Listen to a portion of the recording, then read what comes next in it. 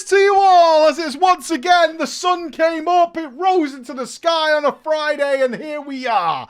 Here we sit, ready to cast judgment, to cast our discerning eye upon the poor players of our MMO world. The crazy, wonderful, and surprisingly despicable things that they do to each other on a daily basis. Raise your gavels high. Prepare to cast down with a scrupulous eye upon the failures and the misery and the fun and the silliness and the craziness that our wonderful players get up to all over the world every single week. Time to dive in, my friends. It is time to dive in. Good day. Audio out of sync? Shouldn't be, but it might be. I don't know. Let's swap it and go back. You ready? In once, in twice, in thrice. Whoosh. Whoosh. Maybe. Click. Click. Click. You put it in Discord. What did you put in Discord? What? You what?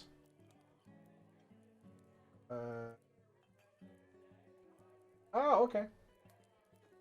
Fair enough. Better, still delayed. It'll be fine. We'll live, right? You can hear me. You can hear me. We're doing fine. We're doing fine. We'll live with it. We're not going to freak out or anything like that.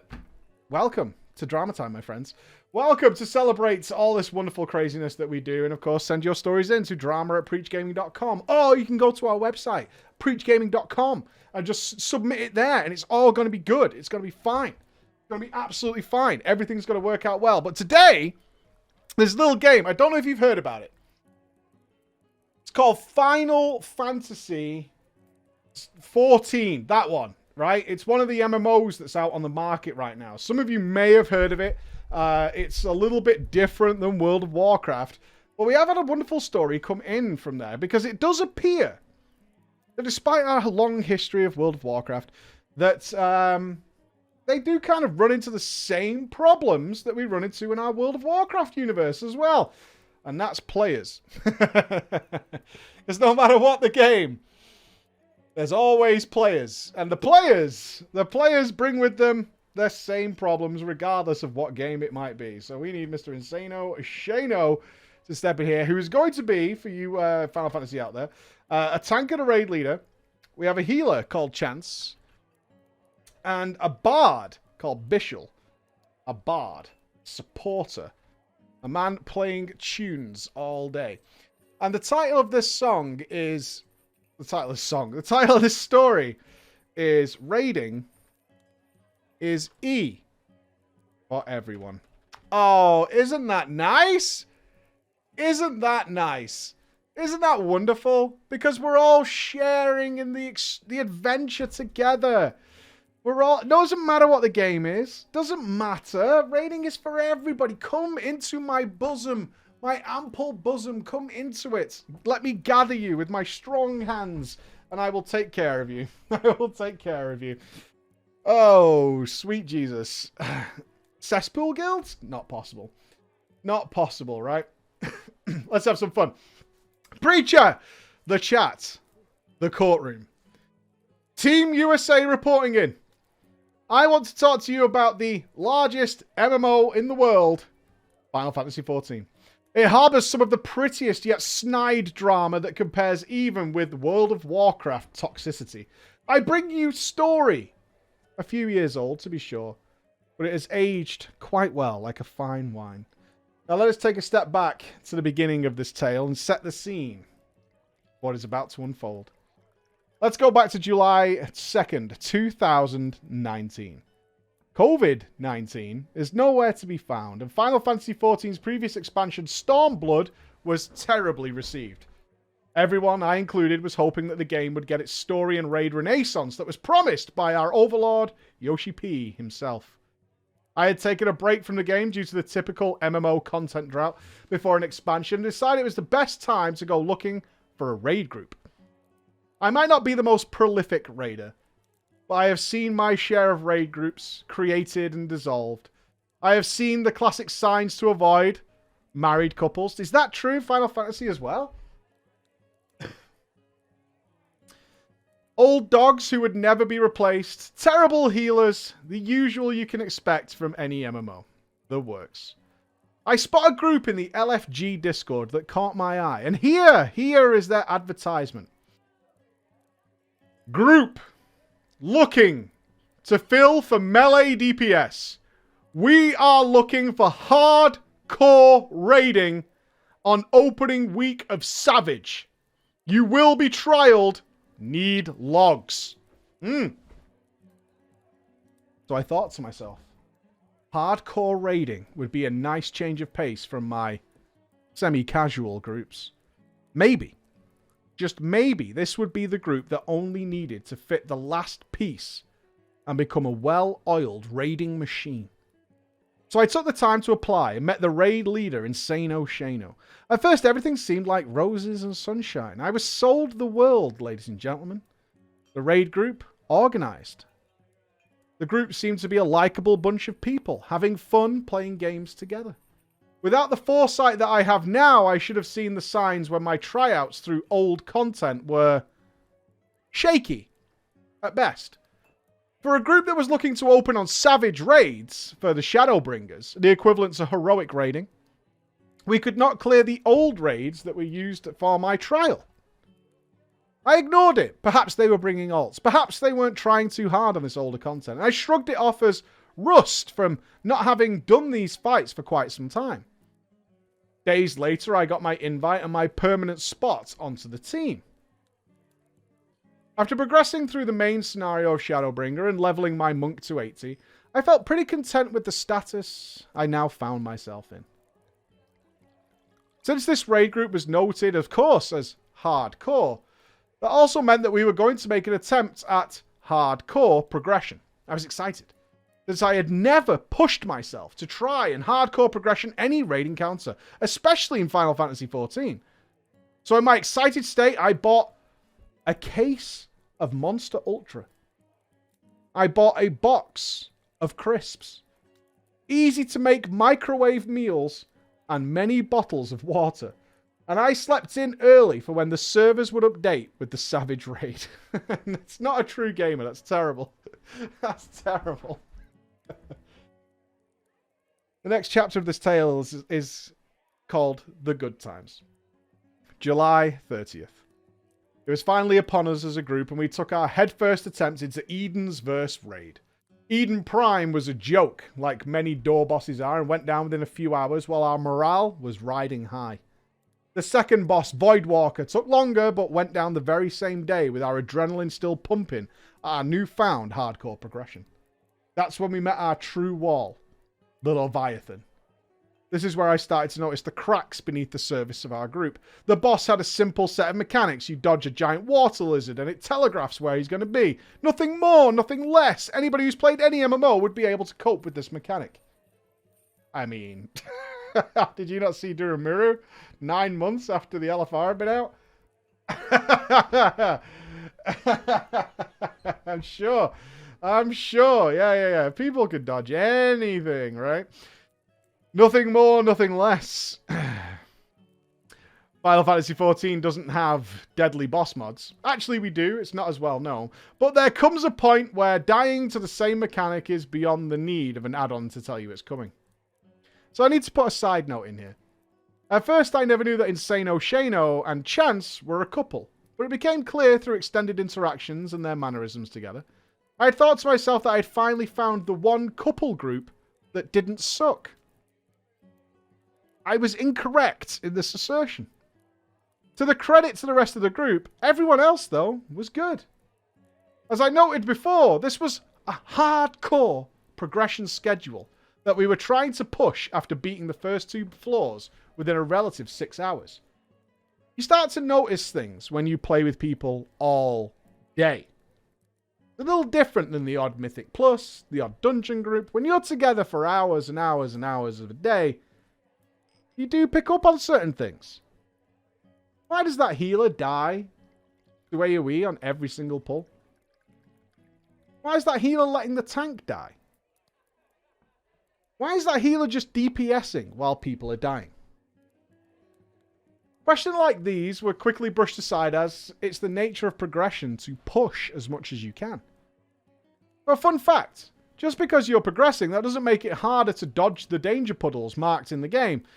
We sat on the same boss on the same day for 11 hours. 68 pulls we did, back to back in an 11-minute long encounter. This was, of course, strike number 1 for me. One thing we did realize, though, after checking what was happening, is that Chance, the healer, had over 116 deaths. Chance, the healer, had pretty much stolen 11 hours of our lives just because she couldn't keep herself alive. But on the second day, the boss died. This is just a hardcore life, maybe. I have seen the Race to World First, and I know that sometimes we can be there all day, progressing.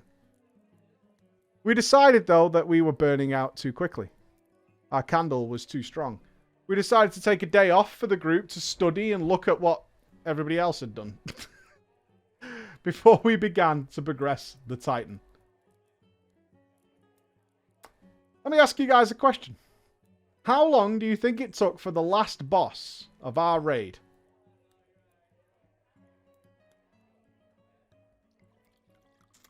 How many hours?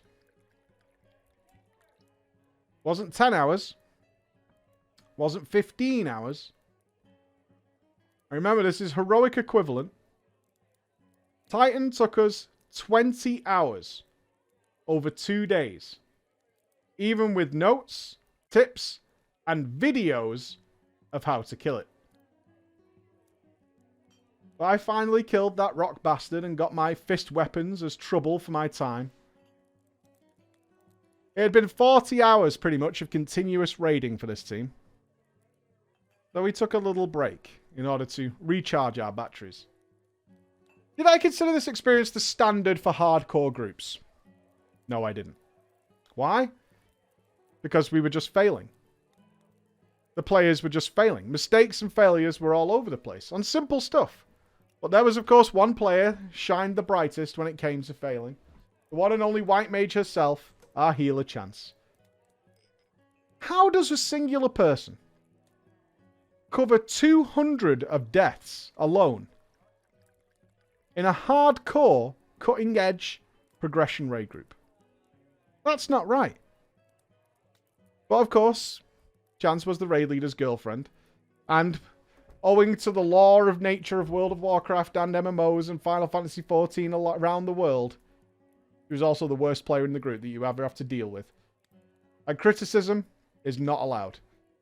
It was basically the return of the Couples Guild. So what shall I do, friends? The red flags are shining like bright torches. What am I supposed to do as a contributing member to a group that claims to desire improvement, progression, hardcore mindset, and have aspirations to go into the next ultimate raid? What should I do? I decided I'll DM the raid leader / boyfriend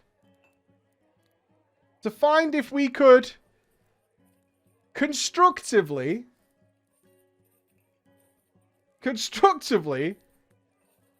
form a solution. Obviously, it went as well as you could imagine. I did these DMs privately. So you can imagine my surprise when Chance herself was added to the conversation.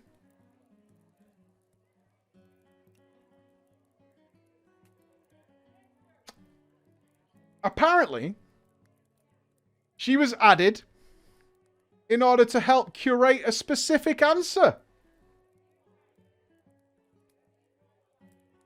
So here's the message that I sent him regarding healers and DPSing and not healing. Alright, Insano Shano. What you're saying right there, and I have the Discord screenshot of this. What just happened is what tilts me. It's the most annoying of anything when it comes to this team and when it comes to consistency and specifically the healing. It's not even the fact that the run was going well for me. It's the fact that our healers went to claim all 30 plus wipes as optimizing for healing and max damage while we're wiping. They aren't in the mindset of healing first. DPSing when people are healthy. I get the entire idea our healing team are strong and do good DPS when they don't have to heal anybody. But I'm also of the mindset of no healer is going to out DPS a DPS unless they let those DPS die. Like, I don't know, it's getting really aggravating to the point where I'm staring at the cast bars after a huge AoE because I have no confidence that the healers are going to heal me. And we can say that Titan Phase 1 is cancer all we want. But I see way worse teams one-shot with no issue every week while we're struggling to get to Phase 3 because apparently the healers are optimizing their DPS. I just wanted to put my feelings out because honestly, I like raiding. I'm good around, but I like raiding and good around, but this is just another level of head bashing with how little we progress in a fight that was cleared on week 1. And I'm not leaving the team. But fuck, man, something has to change. I doubt anybody in the team is happy with sitting there for 30 plus pulls while nothing is getting progressed. Now, I need to put some context to this. This is the author. In Final Fantasy XIV, the game is very notorious for being generous and not requiring healers to constantly focus heal the tank. This leaves ample time between boss attacks and raid mechanics for healers to do DPS. This leads to a concept where DPS for a healer must be optimized for faster kills on raid encounters. Now, we're all aware of this, right? Healers in any game who don't need to heal should realistically be doing some damage. Now, I know some people find that very controversial. But it's more controversial to just stop playing the game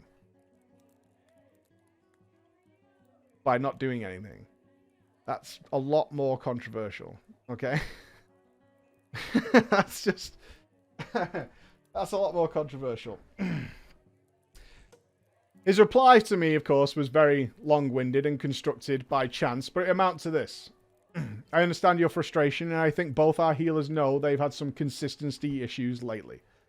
But in the same vein, something that could look like a healer issue may not be one. If a tank missed a reprisal, it's not on the healers to have everyone extra safe to live through the extra 10% damage. Why isn't it? Maybe you Final Fantasy guys know a bit more than me, but why isn't that on the healers to help out if something goes wrong? Or in the case from tonight, you were not in the heal being cast. The heal went out and you weren't in it. Our weekly clears have been quick the last couple of weeks, and we also have been hampered, not only from connection issues, schedule issues, and someone literally moving to another country.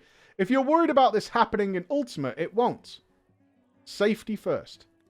Both of them are ultra safe in progression. For Savage content, other members were noticing the same problems as I was, namely the Bard Bishal. This sprouted a beautiful friendship where we would constantly have to DM each other back and forth about the complete incompetence of the healer and her state desire to waste our fucking time. Memes and bants around kept me sane as we crept closer to the release of Alexander Ultimate. And remember, the motto of the raiding team was safety first. I agree here. So we got some debate going in the chat here.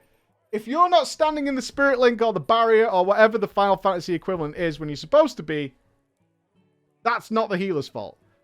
That's on you. That's on you to sort out. However, if the tank misses an ability and everyone's going to take 10% more damage, that's where the healers come in. That's where the healers come in. If you're stupid enough to not stand in the DRs, well, good luck to you. Stand in AMZ. It's a really good spell. So now we hit the breaking point. So now we jump from August 2019 to November 2019. After months of the same 4 raid floors, and, I want to say, never one-shotting any of the floors because of our healing, we finally reached the true goal of the raid group, Ultimate Alexander. Our extremely long mythic raid type. This content was made for the big boys. Huge pants, big shoes, higher tier raiding. And just like the first week of Savage raiding, we were going to tackle this fight hardcore. I could go on for hours about what we did wrong, where we did it wrong, how we did it wrong. But nothing could ever come close to the endless piles of logs that have been compiled to just show who was failing us every single time.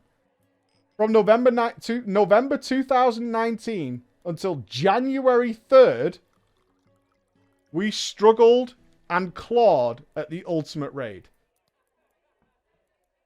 That's a long time. Is this one boss? Is Alexander Ultimate one boss?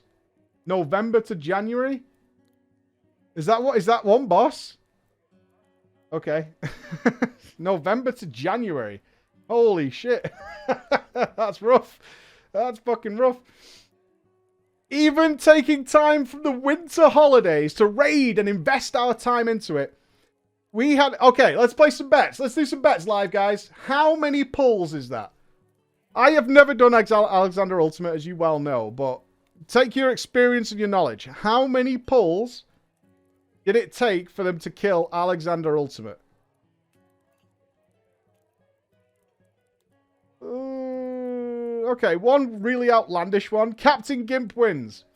In total, our logs showed over 2,000 pulls. How many was Unat?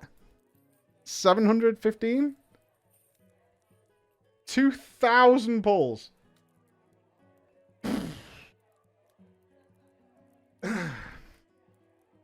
Countless hours. Countless video watchings of people who had already killed it. Countless reviews of normal and already confirmed working strategies.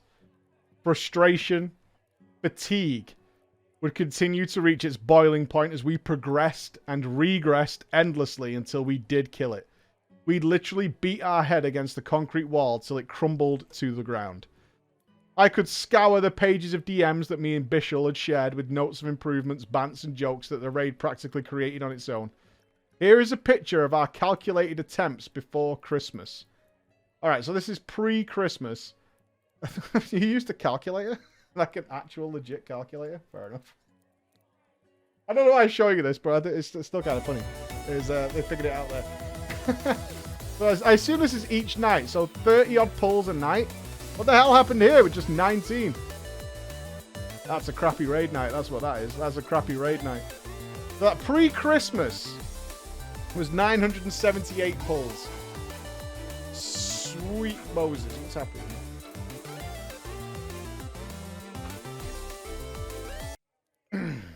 That's a rough day. So you can imagine this was a happy ending, right? Absolutely not. Absolutely not. That was just the music from the intro still playing. We got our clear. We got our kill. We took screenshots of our brand new shiny weapons and wrote... If I remember right, correct me if I'm wrong, Ultimates just reward cosmetics, right? That's it. Just cosmetic items. We got our clear. Took screenshots of our new shiny weapons and rode the high of clearing Ultimate content like it made us the best gamers in the world. But then the crushing reality of our luck came back. It was now on the schedule to re-clear this fight on a weekly basis. You may remember that I told you we had never, not one single time, managed to one-shot a Savage raid tier. Well, we re-progressed this fight each week. And why were we re-progressing? Chance. The culmination of over 2,000 wipes on the same raiding tower, albeit it is, and I will admit, the hardest content that FF14 has to offer, we as a group could not outswim the anchor that was tied to our ankle, and we drowned. This formed a schism within the group. One faction was believed everything was fine. It was a friendly guild. E is for everyone. Safety first. Praise be. The other faction believed... that things were turning to shit. Sorry, not sorry, but if you're recruiting people for a hardcore raid group and get dog shit results, then it's a group problem. We were there, we were putting in the effort, and we were putting in the time, but the boss wasn't dying. We didn't address it. We don't even so much as get a glance at the logs or issues of consistency because people understand how futile it would be to point fingers at Insano, Shano, and Chance. But that was until the fateful day. But as you can imagine, the heat got too much, and the group imploded. Cast your mind back to the end of January. At this point, our group has re-cleared the raid about 3 times in total. Our raid interactions have gotten very basic, lack of fun, just call-outs, and utter dead silence. While Chance tries to entertain her small cult following on Twitch. Oh, she's streaming with puns and random conversations about her day without muting her mic. Oh my god. No. Oh no. You can't be streaming and talking during the raid fight with your audience. Oh my sweet Jesus. Oh, kill me. Kill me now. Fatigue had truly set in for me that day as we approached our 15th pull of Alexander that night, while we wiped to the same mistakes at various points. On the 16th pull, we pulled as normal. 2 minutes in, the healer forgets to dispel me of the instant kill debuff, while simultaneously talking about her day through her Twitch chat.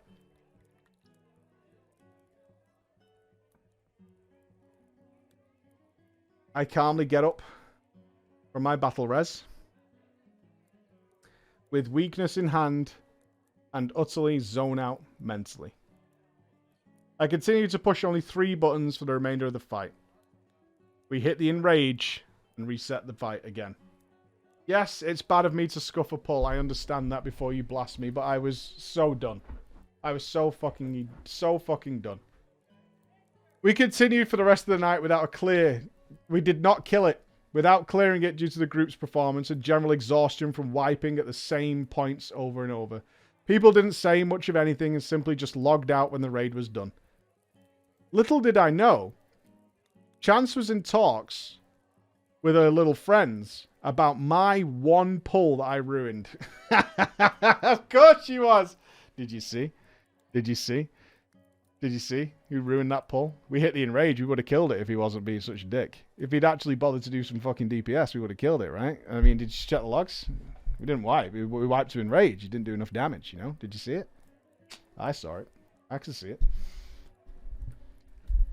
Unfucking believably, I received a big message from Insano Shano. Hey.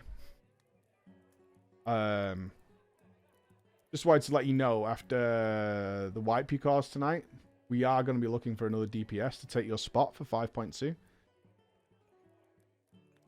If you still want another T-Totem, we'll still go on Sunday. Just let me know. Otherwise, we are going to be letting you go. Best of luck.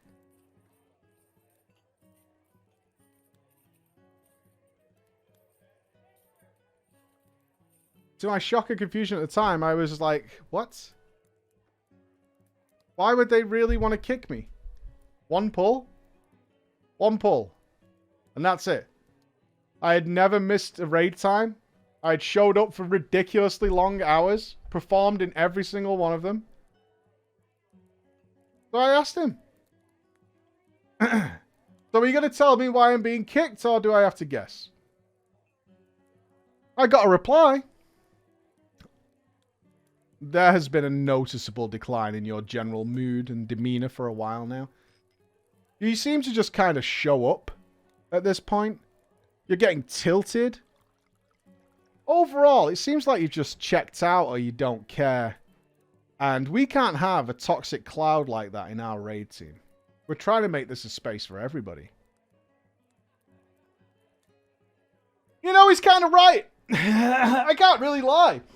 I can't get excited for raiding because I resigned myself to 4 hours of wiping 4 out of 7 days in the week because of your fucking girlfriend. But I was never one to call out her mistakes during the raid. My private DMs with Bishal were for that. I had an outlet.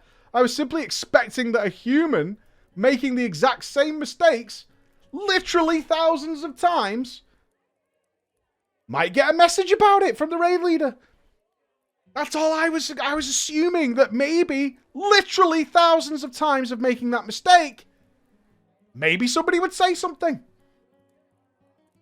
So we went at length talking about the situation. To which Insano Shano, our raid leader, had come up with a conclusion. I don't dislike you. I would still play with you. even in other games. But if you stayed, eventually there's going to be a fight. I've seen it before. So I'd rather kick you now, after having a successful tier, before it ends up in a fight.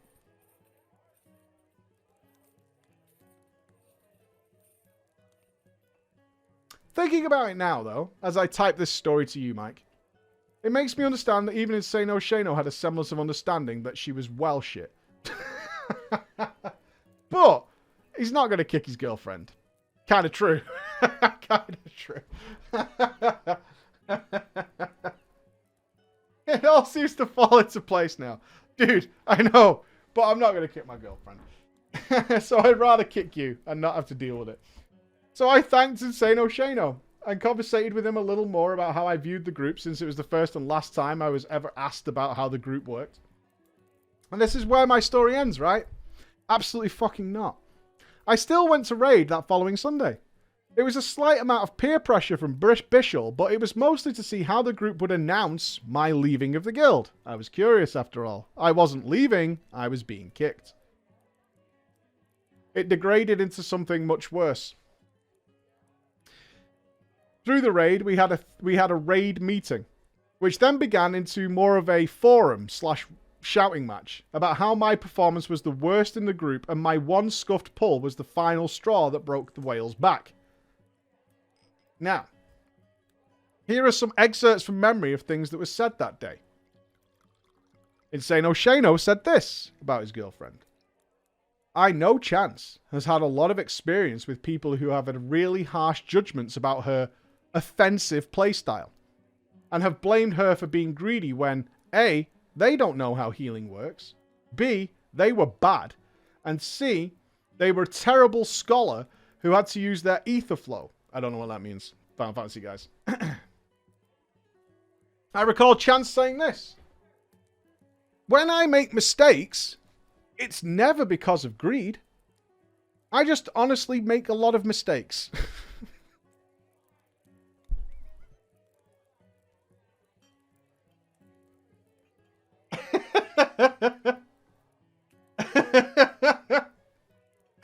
You guys need to stop accusing me of being greedy when I fuck up. I just fuck up a lot. It's nothing to do with being greedy. I'm just not very good. I'm just not very good at the game. That's genius. So you stop calling me greedy because it's really not that. It's really not.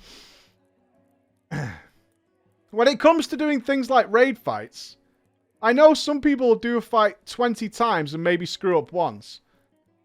And I'll be honest, sometimes I screw it up like 3 out of 4 of those times. At some point, Chance said to me that my mentality towards healing is backwards. To which I said, my mentality is backwards for hoping my healer will heal when I require healing, or dispelling me when I require dispelling. She replied, you see, that's fundamentally flawed. You have your own healing tools, and I have healing tools. Sometimes we use one, and sometimes we use the other.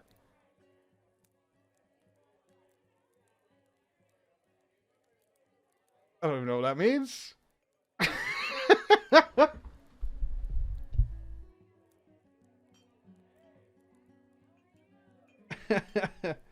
What was it Limit put down as the healing tools for hunters? Battle res, wasn't it? Battle res. Use your personals. Yeah, we do that, right? We do that. That's not like the only type of healing, though. Okay. A side note, during this little meeting in the middle of the raid, Insano Shano and Chance revealed that they had actually been broken up since November 2019. Which was really confusing because they still had a constant romantic relationship in-game and offline. Which makes me wonder why he would stand up for her trash gameplay unless he was trying to get her back, maybe. What's the conclusion to my tale then? Well, this is the part where I tell you about all of our respective lives 1 year on from this event.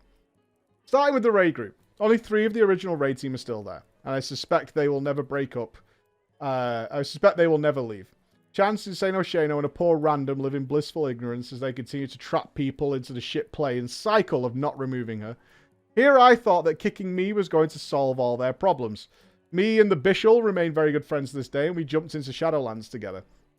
Hope the story wasn't too boring, but it was basically an anniversary gift to myself, and I hope that people enjoyed the pettiest of petty drama. Thanks again for taking your time. I don't think that was petty drama. Thank you very much for your story. I wouldn't consider that petty drama. Why you guys stay, though, is honestly insane to me.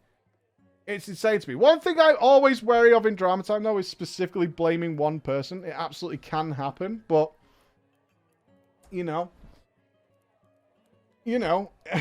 I don't get it. But it happens so much, whether it be World of Warcraft or Final Fantasy or Elder Scrolls or whatever, is sticking around till the absolute bitter death. Like waiting for some retirement in a job you hate. Something like that. That's what it feels like to me. Alright, let's ninja some loot.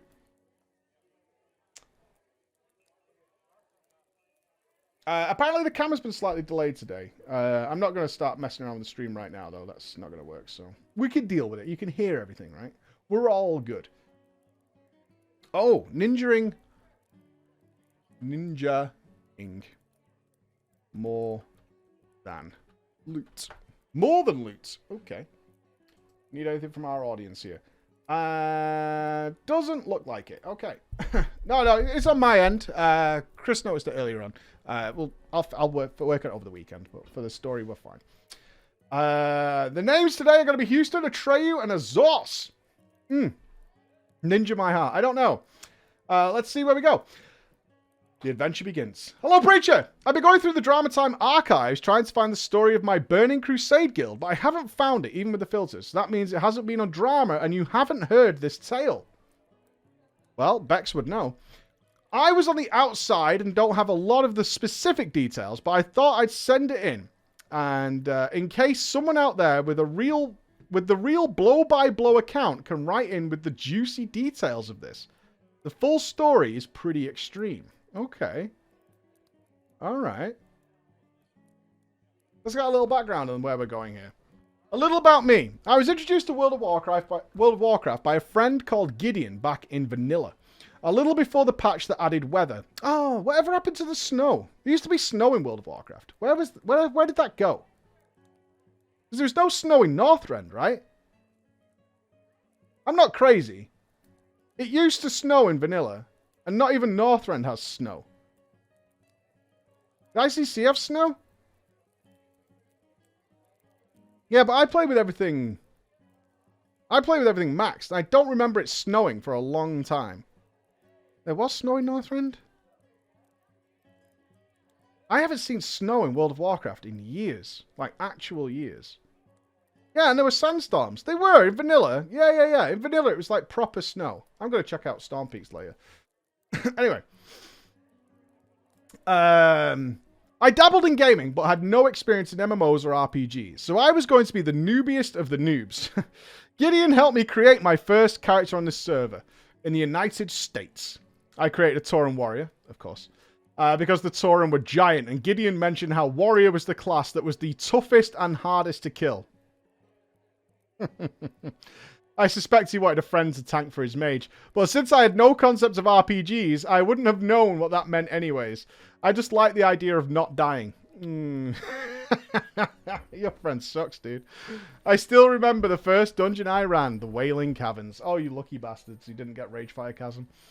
Gideon came on his Lobby alt to introduce me to the concept and told me to equip a shield and to start bashing on the mobs. Not surprisingly, for trying to tank the first ever time I ran a dungeon, I couldn't hold aggro for shit. I couldn't even use the weapon. Yeah. Frustrated, Gideon told me that I had to taunt the mobs if they started hitting other people. What is taunt? I said. I looked in my spellbook. I didn't have taunt. I remember seeing the spell on the warrior trainer with the description forces enemies to attack you and thought, why the hell would I want that? I'm not spending 20 hard-earned silver on a spell that will get me killed. The rest of the dungeon, as you can imagine, did not go well. After that, I decided I actually had to figure out what in the hell tanking was before being asked to do it again. I think that's pretty fair. I think I skipped Mocking Blow for the same reason. I was like, I think my mindset was, This would have been back in vanilla. A warrior was my second character, technically. Why would I want 2 abilities that make enemies hit me? That makes no sense. Over time, I leveled. And I learned. And I hit max level the day before the Burning Crusade launched. In the Burning Crusade, I started playing more and more and more. I honed my tanking skills mostly by being too stupid to realize that running heroic Shattered Halls with a warrior tank and no in-combat CC was generally considered to be a bad idea. We did it, didn't we, Genji? Bros. Me and you. I assumed I was supposed to tank it with ease, so I just figured out tab targeting and holding multiple mobs on the fly. It helped that a lot of people in my guild were smart and knew what to do when they pulled aggro to help me out. Big hints, they never really ran away from the tank. I was starting to be a trusted dungeon tank. People were starting to learn my name. I wanted to start raiding. People started to care about how I played. So now I need to introduce Houston to our tale. Houston had been a DPS warrior in vanilla and one of the officers, but took over the guild master position when the original GM left before the Burning Crusade. When some of our tanks from vanilla didn't go on to the Burning Crusade, he became the main tank. On top of this, he was the raid leader and the master looter. If you're thinking this is too much power to put in the hands of one person, you're absolutely right, but we'll get there in a bit. Houston wanted to see me tank in action to see if I would be good enough to join the raid team. So he hopped on his ult, a warlock, and we decided Ooh, here's a good question, TBCers. What's a good heroic to test a potential new tank? Not Shattered Halls. Is this a better one to do? I don't know.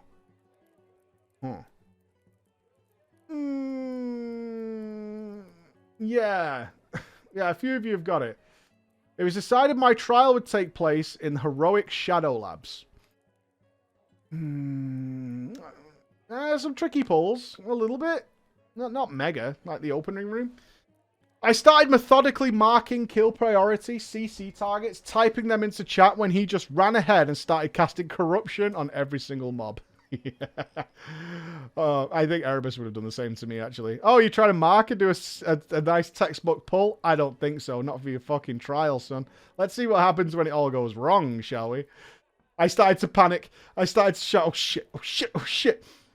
As I panically tried to target aggro. When we still had 2 mobs left in the pack, he'd run to the next pack and start dotting everything up. And this is how my entire trial process went in Heroic Shadow Labs. We survived. We survived the whole dungeon. After that, though, I have to say this. It steeled my soul.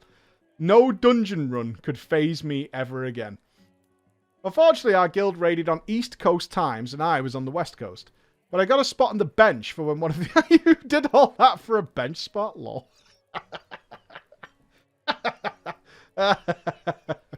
This is your bench spot trial. Okay. I got a spot on the bench from when one of the East Coasters needed to leave early. Or when we used a 3rd tank on a couple of fights. Morrigan? Maybe? Ijal Trash? 3 tanks, TBC. Council? The Tidewalker Council? McTerridan? Yeah. Okay, there's a few. Allah? Some guilds did Allah with 3 tanks. Losers. Oh, when we used the 3rd tank on a couple of fights. And I had a regular Karazhan team. It wasn't such a bad gig, honestly. I liked it. But unfortunately, the guild's troubles were just beginning.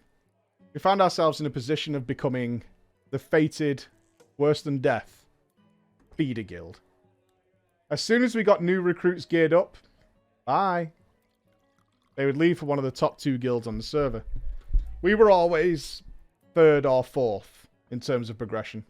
And we were desperate to just move up those 1 or 2 spots. Our turnover was especially bad when it came to our off tanks.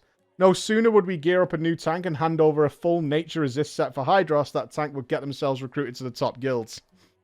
Eventually, the guild got desperate enough that they changed their entire raid times so that I could become a proper tank. That's really cool. That's really cool. With me as the off tank, we finally defeated Vash. A couple of weeks later, we killed KT for the first time. and things in the guild were finally starting to look bright for some smooth progression. Part 2, though, is the death of the guild. That Kel'Thuzad... not Kel'Thuzad. Can't remember his fucking name. Kael'thas. KT. But that Kael'thas kill is where the real drama started. On our very, very first kill, Ashes of Alar dropped. Before there was even a breath of a pause,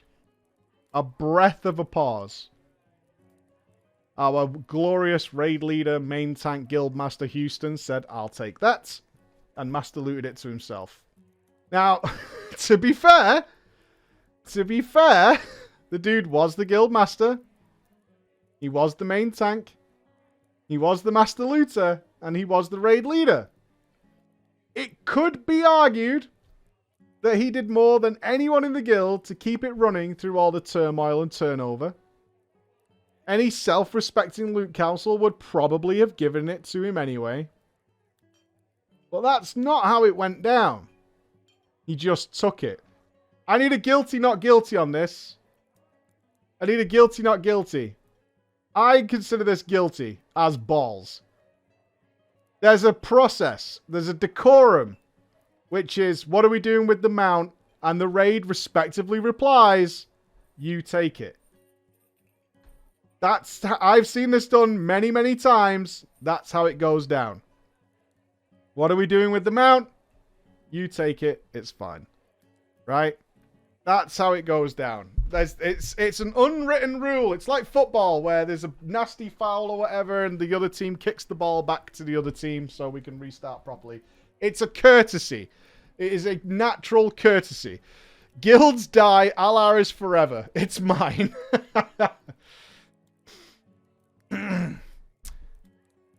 I thought it would be a non-thing, and that it would blow over pretty soon. We had a new priority after all anyway, because any of you who ever played the Burning Crusade will know that once Kael'thas and Vash have been defeated, a brand new door has opened. We have a brand new priority. Tier 6 is right there waiting for us. But Houston lost the support of a huge part of the guild that night. And that support was never coming back. In fact, motherfucker went and made it worse. Around this time, the healing officer started complaining to anyone who would listen about a player called Atreyu, one of our priests, and how Houston wouldn't let her bench Atreyu. Atreyu was not the strongest healer, but her and her IRL husband Azos, a warlock, had been in that guild for years. They had been promoted to veteran rank. They were a helpful and fun couple that were a core part of the guild dynamic. Azos was a solid DPS, and we were short on warlocks. Therefore, gotta keep Atreyu on the raid team too. However, it became pretty clear there were other motivations. Oh no! Houston and Atreyu would often be seen in their own little Ventrilo channel long after the raids, and it went on for months. Soon Atreyu was getting very favourable decisions from the one-man loot council. The one-man loot council. Atreyu was also in the Manatide totem group, despite other healers outperforming her. The prestigious Manatide group. We usually only had 3 shamans, so being in a totem group was an enormous guild privilege that was prioritized by people who were of veteran rank. Ooh! Not getting Wind Fury if you're not veteran rank. I don't care how much DPS you gain. You gotta earn that. You gotta earn that, my friends. Ooh! Houston used his raid leader authority to get the druids to innovate Atreyu as a priority. My heart hurts. Yo, I tell you now, I will take group-wide buffs again. I love it. I fucking love it. Group-wide buffs are forever. After several months of growing it just annoys me. Genji will vouch for it. We have some special guests here today. We not only have No More Happy Jason, who was the star of the first ever drama time we ever did, like 5 years ago, or 9, maybe fucking 8 or 9 years ago. But we also have Genji, who was part of our raid team in the Burning Crusade, and he will de facto tell you how long I spent balancing the comps to make sure everybody got everything possible with a limited amount of choice. Always a pleasure to have you guys here. After several months of growing tensions between the healing team and Houston, we got a sad announcement. The veterans are no more. Specifically, Atreyu and Azos are getting a divorce. Azos said he is moving away from WoW to reassess his life priorities. Atreyu announced that she's just going to keep playing WoW in the guild.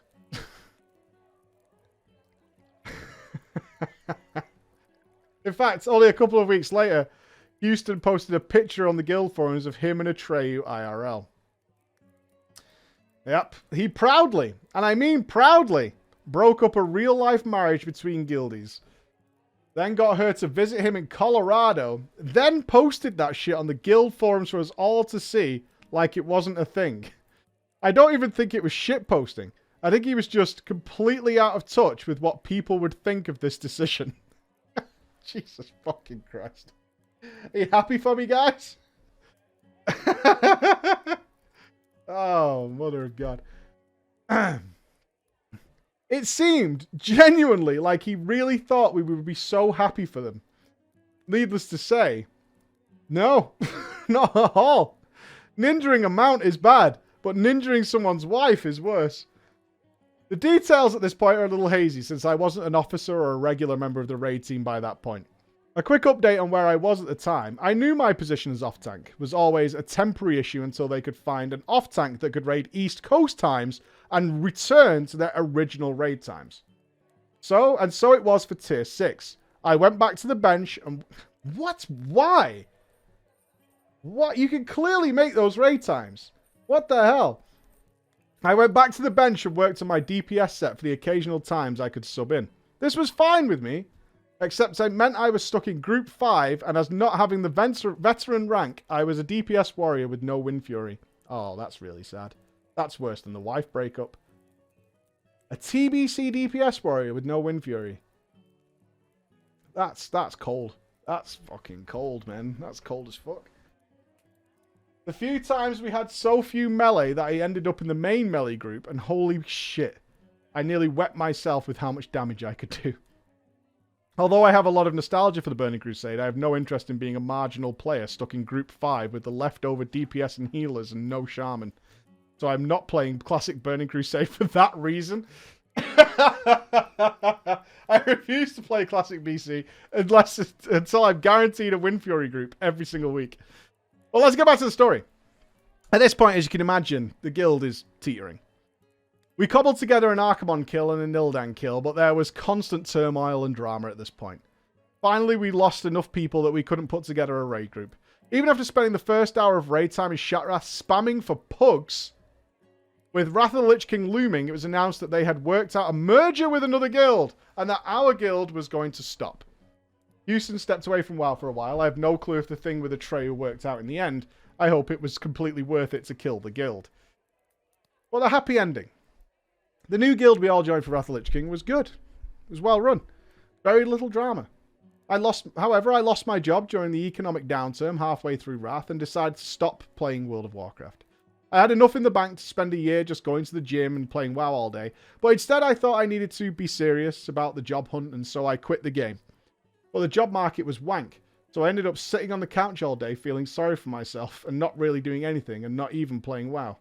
It was one of the worst life choices I ever made. That was really grim, and I didn't see that sentence coming because you titled this... I want to show you this. This section that I just read, that most miserable of all lines, right, is titled A Happy Ending. That's debating. That is pure debating. That is massive debate. He subverted my expectations. I was expecting a perfectly happy ending, but here we are.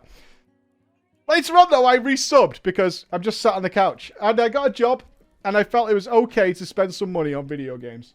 Which happened to be right before the Cataclysm. The excellent guild from Wrath was around, but wasn't recruiting, and I hadn't been with them long enough to get an automatic friend invite back. I decided to start fresh characters on a new server and join some random guild, spam inviting people. My plan was to just be content leveling alts and avoiding raid drama, but I couldn't help but notice that the The guild chat conversations about the new Cataclysm raids was a mess.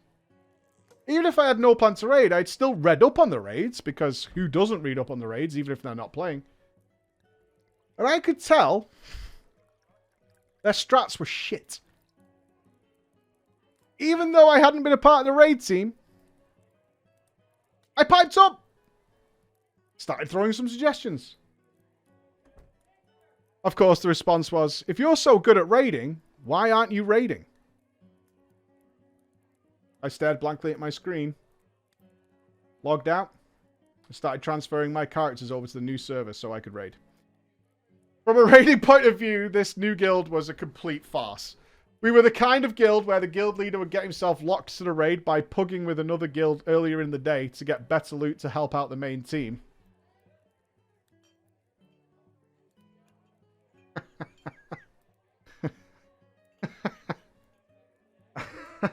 Jesus fucking Christ, dude. Oh, man, you can't make it up, can you? We constantly had people who were under the guild rank, new to raiding.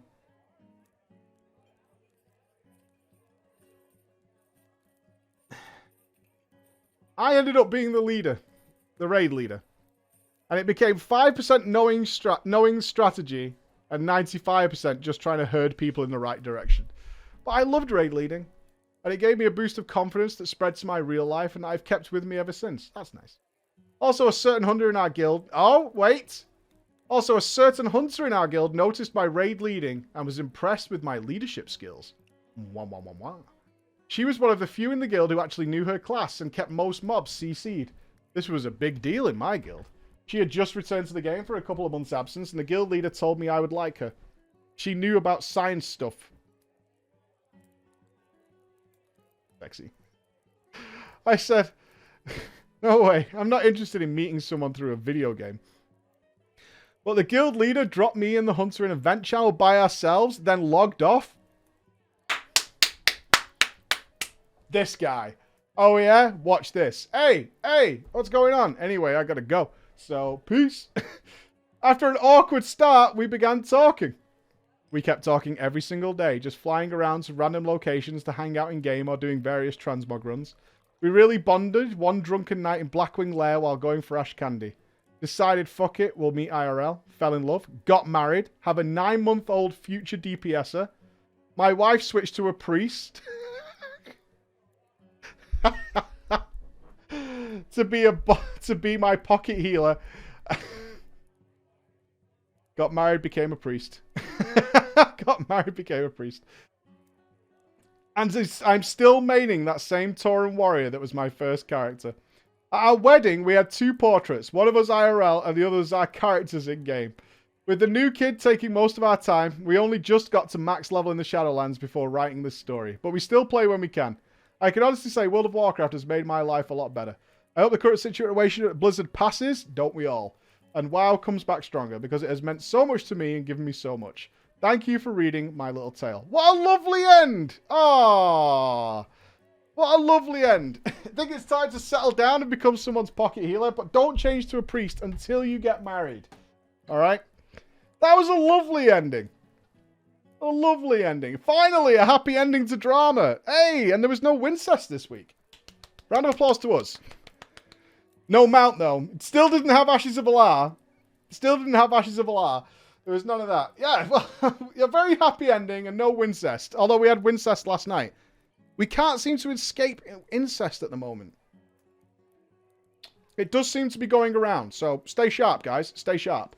That does bring us to the end of drama for this week, my friends. I hope you had a fantastic week. I will be streaming over the weekend. My family is not back till Tuesday, so we'll do some streaming over the weekend. I will have one day off, but I'm not sure which one it'll be. So I'll let you know on the Twitter machine when that's going to be. But other than that, be awesome. All right, guys, be awesome. I've had a fantastic day with you all. Love you all. Be good. I'm going to go rest my voice. I've been streaming for 9 hours. Bye, everybody. Be good. Oh, better press the right button or Chris will shout at me.